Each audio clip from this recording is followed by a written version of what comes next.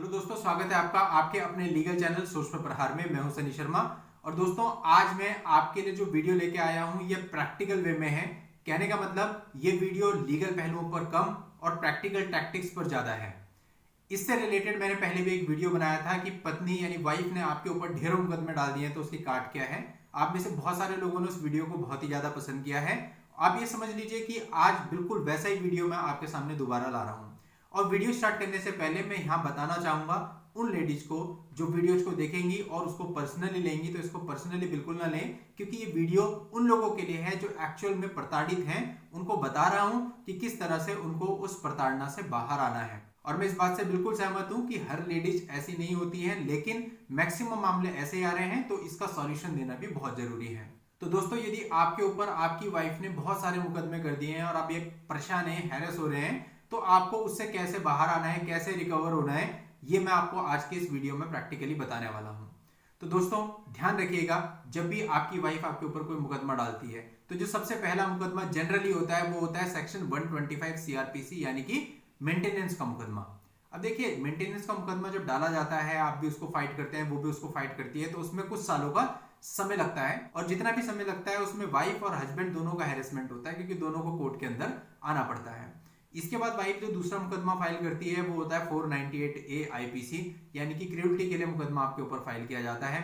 उसमें आपकी अरेस्टिंग भी हो सकती है, आपको बेल भी लेनी पड़ती है, क्योंकि क्रिमिनल मुकदमा होता है। और उसके बाद फिर उसका ट्रायल चलता है, तो उसमें भी कई साल लग जाते हैं और दोनों ही पार्टीज को वहां पर आना पड़ता है। इसी प्रकार से कई बार वाइफ डीवी एक्ट यानी डोमेस्टिक वायलेंस का मुकदमा भी आपके ऊपर कायम करवा देती है। मतलब ये तीन मुकदमे तो ऐसे होते हैं जो जनरली वाइफ फाइल करती ही है। इसके अलावा कई बार मारपीट का मुकदमा यानी 323, 326 वगैरह के मुकदमे भी आपके ऊपर डाल दिए जाते हैं। तो मैं बात कर रहा हूं कि यदि ये मुकदमे आपके ऊपर झूठे डाले गए हैं तो आपको क्या करना है। देखिए, सबसे मेन चीज मुकदमे के अंदर या कोर्ट के अंदर होता है कॉन्फिडेंस। सबसे पहले आपको अपना कॉन्फिडेंस नहीं खोना है। आपको ऐसे नहीं बनना है कि आप अंदर से फील करो कि मैं लाचार हूं, मेरे पर तो कोई कानून नहीं है, सारे कानून महिलाओं के लिए हैं, और ये सोच करके आप आधे से ज्यादा कमजोर तो खुद को वैसे ही कर लेते हैं। तो सबसे पहले तो आप ये समझिए कि जो कानून उसके लिए हैं उन कानूनों का फायदा आप भी उठा सकते हैं, उन कानूनों का प्रयोग आप भी कर सकते हैं। कैसे कर सकते हैं, आप ध्यान से समझिएगा। सबसे पहले वाइफ ने डाला मेंटेनेंस का केस। मेंटेनेंस का केस जैसे ही फाइल होता है आप उसका जवाब मत दीजिए। तब तक जवाब मत दीजिए जब तक उसका जो मैक्सिमम पीरियड होता है जवाब देने का वो कंप्लीट ना हो जाए। तो यानी सीधी सी बात है, उस मैक्सिमम पीरियड तक आपका वो मामला टला रहेगा और टाइम कुछ गुजर जाएगा उसमें। जब बात एविडेंस पे आती है तो एविडेंस पे भी आप डेटें लेते रहिए। कहने का मतलब आप डेट लेते रहिए, डेट पे डेट लेती रहिए, एविडेंस मत दीजिए। आज ये हो गया, आज ये हो गया, आज मुझे बाहर जाना है, आज आवश्यक कार्य है, आज छुट्टी नहीं मिली, आज ये हो गया। इस तरह की एप्लीकेशंस लगाते रहिए, एविडेंस मत दीजिए। डिले होगा तो it is a delay tactics. जब डिले होगा, वो कोर्ट में आएंगी, आप आ नहीं रहे हैं और आप जवाब भी नहीं दे रहे हैं, आपकी तरफ से कुछ नहीं आ रहा है, तो सामने वाली पार्टी हैरेस होती है। आप उसको इसी तरह से हैरेसमेंट देते रहिए। 6 महीने, 7 महीने, 8 महीने जब आप हैरेस कर देंगे, मामला डिले हो जाएगा, तो कहीं ना कहीं सामने वाली पार्टी भी इस नतीजे पर आएगी कि भाई इसको खत्म करो। इसके अलावा आप एक काम और कर सकते हैं। यदि मेंटेनेंस के मामले में कोर्ट कोई भी ऑर्डर करती है तो आप उस ऑर्डर को बिल्कुल मत मानिए। उस ऑर्डर के खिलाफ आप रिवीजन में जाइए। रिवीजन मतलब कि पुनर्विचार याचिका। आप उसकी पुनर्विचार याचिका डाल दीजिए, उसकी एक अलग से फाइल बन जाएगी और उसमें अलग से डेट्स लगेंगी। यानी कि अब एक मामला तो ये मेंटेनेंस का चल ही रहा था, अब एक इसकी रिवीजन भी हो गई। तो जैसे रिवीजन हुई तो वहां पर भी डेट्स में आपको जाना पड़ेगा, उनको जाना पड़ेगा। तो यानी एक के दो मुकदमे आपने बनवा दिए।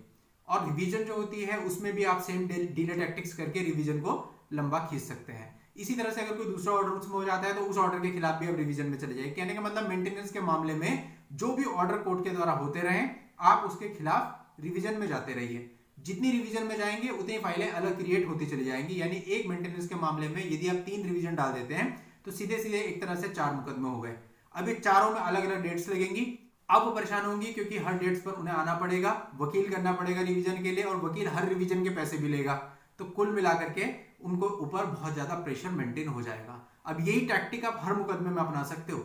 डीवी एक्ट के अंदर भी आपको ये करना है, डिले टैक्टिक्स अपनानी है, और जो भी ऑर्डर कोर्ट की तरफ से होता है उसको चैलेंज कर देना है आपको रिवीजन में, और रिवीजन में भी फिर आपको डिले टैक्टिक्स अपनानी है। तो इस तरह से डीवी एक्ट में भी आपने 3 रिवीजन डाल दी, मेंटेनेंस में 3 डाल दी, 498A में 3 डाल दी, तो आप सोचिए 12 मुकदमे हो गए। यानी कि अब सामने वाली पार्टी को 12 के 12 मुकदमों में आना पड़ेगा, अपने वकील को प्रेजेंट करना पड़ेगा, उनको पैसे देने पड़ेंगे। सोचिए बात कहां जाएगी। तो कहने का मतलब अगर आप हैरेस हो रहे हैं तो आपके पास भी हैरेसमेंट करने के लिए बहुत कुछ है। इसके साथ साथ यदि आपके घर पे कोई महिला है, आपकी मदर है या आपकी सिस्टर हैं, तो उनके नाम से भी एक डीवी का मुकदमा अपनी वाइफ पर दर्ज करवाएं और उसमें भी आप इसी तरह से डिले टैक्टिक्स अपनाएं, प्लस रिवीजन डालें अगर आपके खिलाफ कोई भी ऑर्डर होता है। तो कहने का मतलब 3-4 और हो गए। तो ये 15-16 फाइलें जब एक साथ चलेंगी तो इसको संभालना बड़ा मुश्किल हो जाएगा उनके लिए भी। तो कहीं ना कहीं वो भी कॉम्प्रोमाइज पर आएंगी कि भाई ऐसा है, इतना सारा जो चल रहा है, इतनी डेटों पे हम नहीं आ सकते, और भी काम है, बच्चे भी हैं, सब कुछ है, पैसा भी लगता है, तो वो भी आपके पास आकर के खुद सेटलमेंट करने के लिए कहेंगी कि बैठ करके इसको निपटा लेते हैं और आपकी जो प्रॉब्लम है वो सॉर्ट आउट हो जाएगी।